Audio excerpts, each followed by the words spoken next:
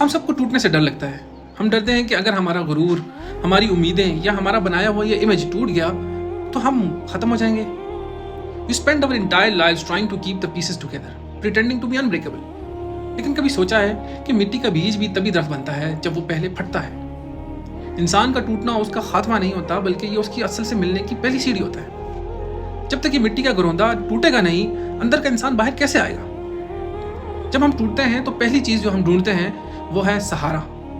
ہم لوگوں کی طرف بھاگتے ہیں, ہم چاہتے ہیں کہ کوئی ہمیں سمیٹ لے. لیکن یہ وہ وقت ہوتا ہے جب کائنات ہمیں خاموش کرنا چاہتی ہے.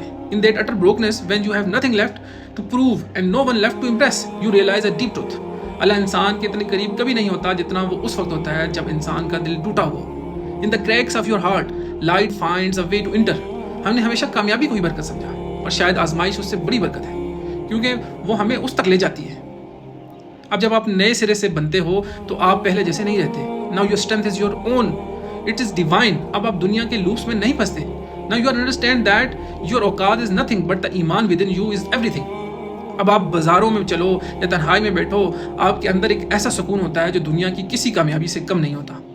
کیونکہ جب آپ کا تعلق کن فیکون کہنے والی ذات سے جڑ جائے تو پھر پلان بی کی ضرورت نہیں رہتی. You realize that you were never broken. You were just being rearranged into something more beautiful. اب ڈر نہیں لگتا, کیونکہ اس ٹوٹے ہوئے دل میں اب صرف ایک ہی یقین بستا ہے کہ میرا رب میرے ساتھ ہے. Thank you very much.